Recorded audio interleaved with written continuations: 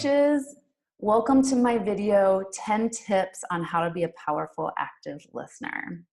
Let me introduce myself. I'm Krista Kathleen. I'm a life and business coach and trainer for Integral Circle Coach Training Company. So I want you to take lots of notes today, and any questions or comments or training requests that you have, just leave it below in the description section below the video, and I'll get back to it and answer as soon as I can. Okay, so let's go ahead and get started. What are we going to cover in today's video? We're going to talk about what is active listening, 10 tips on how to be a powerful active listener, and how to take notes during your coaching session. So what is active listening? According to the ICF, or the International Coaching Federation, active listening is the ability to focus completely on what the client is saying and is not saying, to understand the meaning of what is said in the context of the client's desires, and to support client self-expression.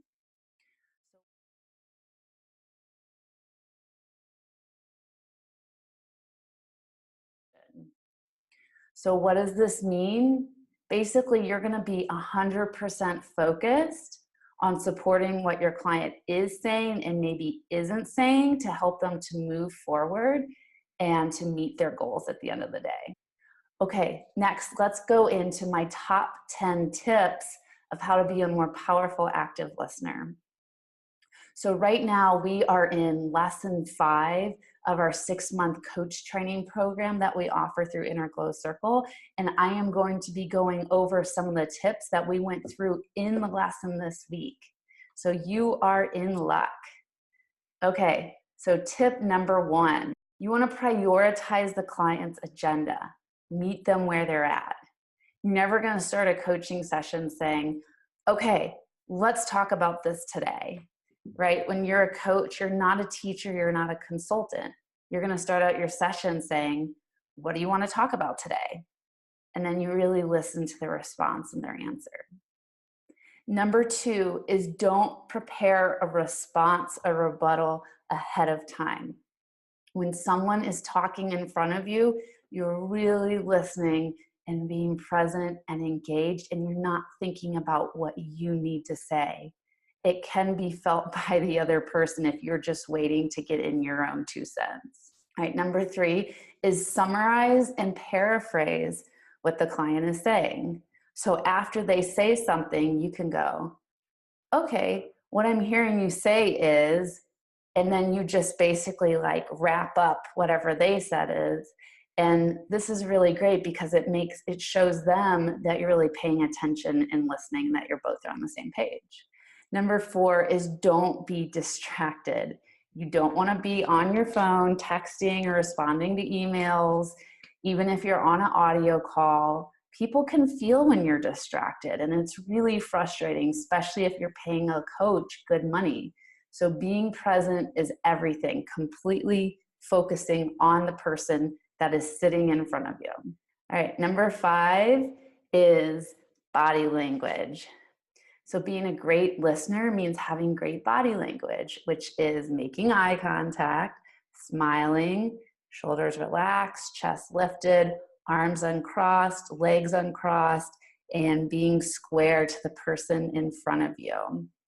Again, even if you're on an audio call, it can be felt if you're distracted or if you have closed off body language. So you should show up the same, whether you're in person with someone, on video, or on an audio call.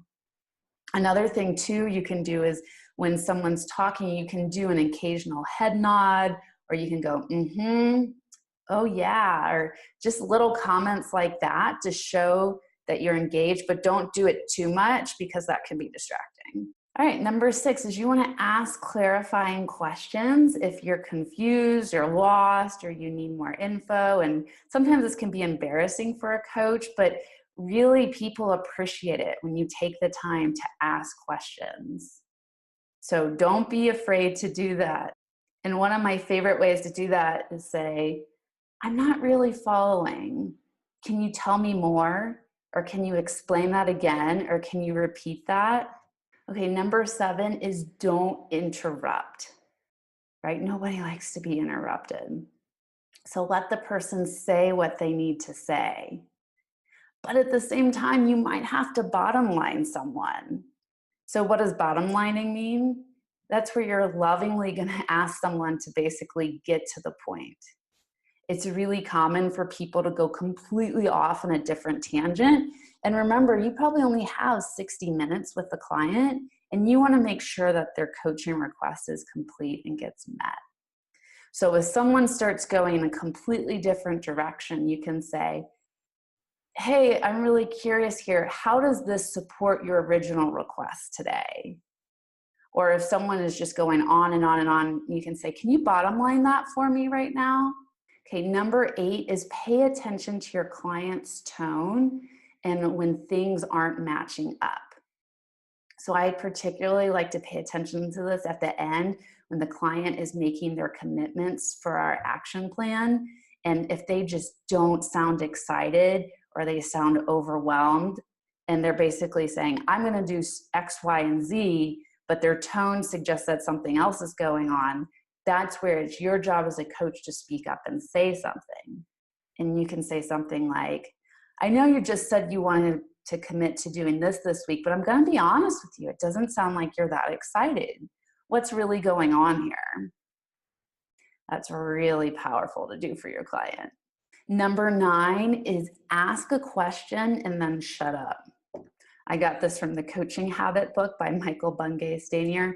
I'll list it in the description below. It's one of my favorite books, and it has some great questions to ask during a coaching session.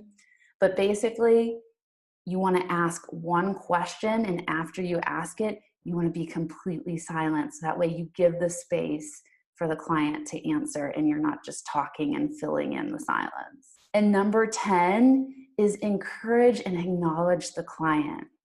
So after they do a really big share, I like to say, thank you so much for sharing that. That was so brave of you, or that was so wonderful, or so great, or I'm so happy that you trust this space that we're in right now, or you trust me. Again, you really want to encourage people to open up and to share. And so encouraging and acknowledging is huge. Okay, and for our last thing today, we're going to talk about taking notes during your coaching session. So why is taking notes so important? So first, you can track the client's progress. Every week, I like to do little check-ins with them, and I always look back at the notes that I took from the previous session. Also, you can track actually what they say through mirroring. So if a client says something really powerful, I'll write it down in their exact words, and then I'll repeat it back to them. Having a client being able to hear something exactly in their own words is really, really effective.